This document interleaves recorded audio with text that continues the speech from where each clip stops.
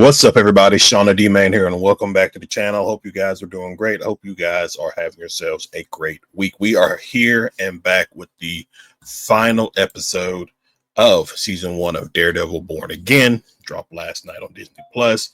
Probably out of the 9 episodes that we got, this one's probably the most entertaining one. And that's a little, sad to say, but I'm going to save my full criticisms of the show when I do a full series review of Daredevil Born Again, but particularly for this episode 9. I enjoyed it. I think this is probably number 1 for me.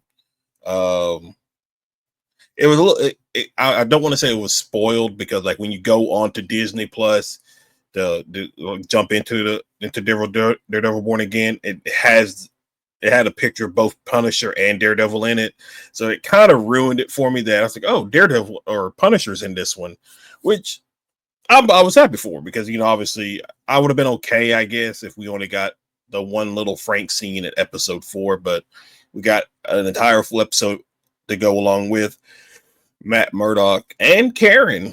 So obviously, the episode picks up where after Matt, he wakes up in the hospital after risking his life to save Fisk from Poindexter, who surprisingly was pretty much absent the rest of this episode until the very end. I'm very curious on what's planned for him, because there was an image that dropped in maybe like last week of like a little bit of an upgraded suit for Bullseye. Really, the only main difference that I noticed is that he had the Bullseye symbol like in the forehead, but even then it wasn't really all that visible. But he's trying to convince Heather and Kristen that there's more, like Vanessa had Foggy killed. He just doesn't know why. Later we come to find out that the Red Hook port that Fisk has been very much interested in trying to build and renovate and things like that, it's basically protected, meaning like it's exempt from the city. So basically whatever goes on there is legal. Like, and Matt mentions it later on to Karen when they're going through some of the old case files to figure out why Vanessa killed Foggy.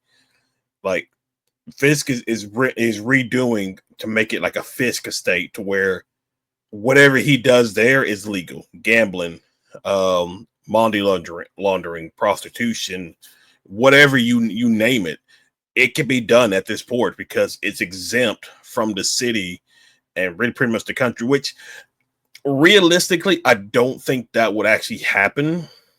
If we're being very realistic about it, I don't think a city, or like a portion of a city, like a port, because they said it was a free port, I don't think something like that would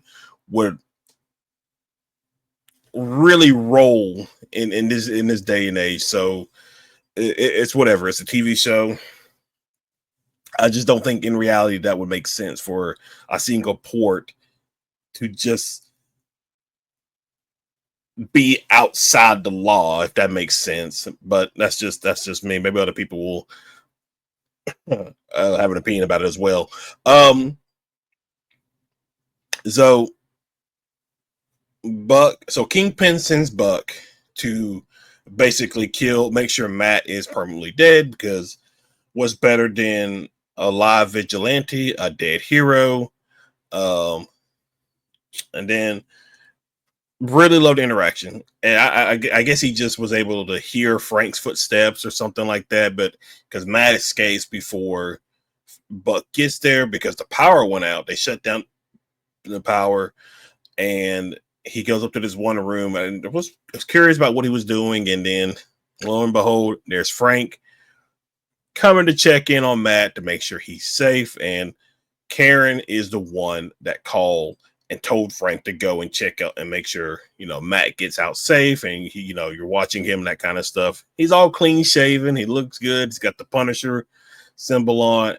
And I love the action sequence. Although the fast pace with Daredevil, then the slow down pace with Punisher was a little I would have rather just seen a full blown normal pace fight scene that we've seen multiple times in both Daredevil and Punisher series.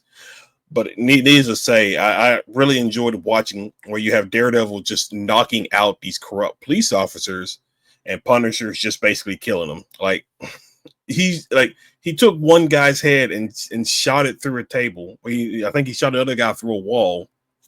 And so we come to find out also, Officer Cole was the one who killed Hector Ayala. And that was very cool. Not cool, but like we saw him when I saw that particular Punisher symbol on his vest, I was like, he's the one that killed Hector. And so now I would have liked for to see Hector come back, like show up in this episode to help Daredevil, maybe ultimately be killed in the end, fighting alongside Daredevil and Punisher, but it is what it is. And just the conversation between Matt and Frank, where just argue with each other, like Frank's trying to get Matt to kill the guy because he killed Hector, and Matt's like, no, I don't want to do it. Frank goes and raises a gun.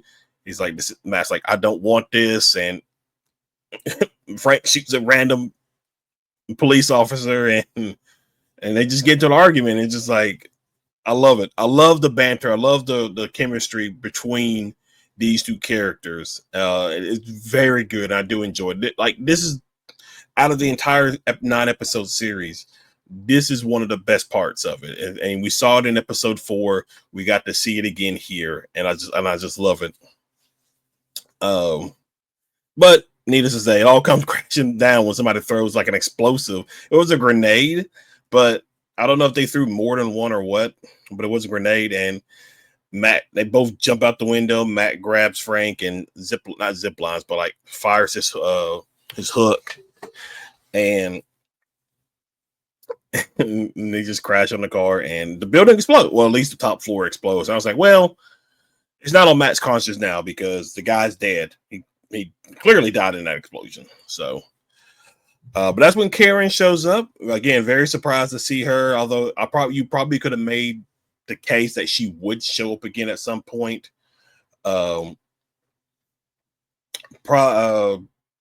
Meanwhile, Fisk is launching. He wants everything shut down. He wants the bridges closed. Everything is shut down. And obviously you have Police Commissioner Gallows, just like, this is insane and stuff like that. And some of these characters I don't really care about. Like, I'm surprised the Angela character, although she did basically rat out Gallo at the end, I'm surprised she stayed alive as long as she did. I thought at some point Fisk would have just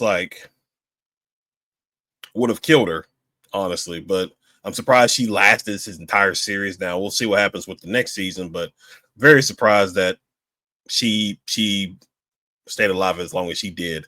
I don't really care for Daniel. I just don't really care. Like, there was a scene where like they're talking to, I guess this is the council, and they're basically threatening them, and because one person had like over $500,000 in euros in a Swiss bank account offshores, and obviously not money laundering, but obviously doing illegal activities. And Daniel and Buck basically threatened them, like, if you're not interested in this safe initiative plan, just let us know and we can make arrangements and stuff like that. So they're basically threatening them, either go along with what we want or you're out, you're done. Trying to think what else was it. I did another aspect that I forgot that I enjoyed was watching Karen and Frank's interaction. I really loved that. And that's something I kind of wish they would have went a little bit more into on a Netflix series, because obviously you could think to yourself, oh, these two these two could make a good couple. They could, you know, but um, but basically towards the end, I still don't know what Frank's plan was. Now this may go into the Punisher special presentation that was talked about. So a couple of months ago, before maybe a couple of weeks before uh, Daredevil Born Again dropped, there was talks that they were going to do a Punisher special. And I wonder if what happened towards the end here kind of goes into that particular presentation or into that special. So basically, I don't know what Frank's plan was, because he took the walkie-talkie for one of the corrupt cops, and he was just listening, and they were talking about the Red Dog or Red Hook Dog and things like that, and he just goes there, and like I part of me is like, I can understand why he would go there, because these people are like tarnishing his name. They're doing stuff in his name that he probably wouldn't do himself. But then I was just kind of like, I'd like, what's the plan here? Like, he takes out a good bit of them, but obviously they overpower him. Then we get our Officer Powell again, and basically they knock him out and lock him in a cage with every other person that opposed Fisk. Because we see Jack, he was in the cage, Punisher's in the cage, and several other people were also put in the cages, at least for maybe not going along with what the Kingpin wanted. We also got the backstory with Vanessa hiring Poindexter. I still don't understand why she wanted to kill Fisk. Was it because he was messing with her operation? Like, I'm still unclear on why Vanessa wanted to kill Fisk, and the fact that he's okay with it, it just seems a little. I don't know. Like, I don't like. That doesn't seem very Kingpin to me. Like, your wife basically plotted to kill you with Bullseye, but well, I mean, whatever. So, and then I'm trying to think what else went on in this episode. Because most of it, I just want to save for the review, the season 1 review. But and then so basically he kills Gallo, which I'm not surprised. Thought that was going to happen. And I said to myself too, because like when Angela was talking to Gallo, because Kingpin was talking to her, like, people come to her that because maybe she's a trustworthy person, she has their ear and things like that. And he was like, the people who aren't going to be useful, send them home. And like, you could probably tell she's only doing this out of her survival, knowing that if she probably said no, he would have killed her. It's still kind of a dick thing though, because especially like turning on Gallo like that. And while they were having that conversation about him going to the Supreme Court, he Fisk is mayor of New York. He still has to adhere to the laws that are on the books and stuff like that. And I was just like, she's going to turn on him, isn't she? And so, and yeah, it was gruesome too when Fisk killed him, like snapping his jaw and like his head in half. And then, oh God, this was a very bloody episode. Maybe a little bit too much with like the amount of blood gushing that was coming out. But overall, it was still, still very good. We hadn't really gotten that much out of the series for the most part. So it was good to kind of like, well, not good, but I really enjoyed getting back into that dark R-rated aspect of what I loved about the Daredevil series. And because the violence is part of it, let's be honest about it. But so basically, Matt and Karen go to Josie's, and they're basically planning to fight back. And we see and this is where season 2 stuff comes in, because part of season 2 of Daredevil Born Again, I think that's going to be 8 episodes. There is Matt putting together a vigilante task force or anti-vigilante task force. So more than likely, what you're going to have Daredevil, Jessica. I mean, like, you haven't really introduced that many like vigilantes of New York that a lot of people will probably know. Because what are you gonna do? Like, you're gonna like Spider-Man. I don't think, yeah, obviously he wouldn't be in this series, but like, Spider-Man's one, Iron Fist, Luke Cage, probably Jessica Jones. You could probably add, even though she's just maybe more of a private eye than a vigilante. You're probably going to get White Tiger with the niece. I forgot her name already. But this is why I kind of was like, maybe maybe they would have gone with a different actress for the niece, and maybe had a little bit more older niece. That way, by season 2, she can become the White Tiger and be a little bit more participant. Because I just feel like she's kind of young in this series to be White Tiger. But that's just my opinion about it. But overall, I enjoyed it. I thought it was a fun episode. Where like both episode 8 and 9, where episode 8 felt like the Netflix series, but it still wasn't it. Episode 9 felt very much it gave me what I loved about the Netflix series.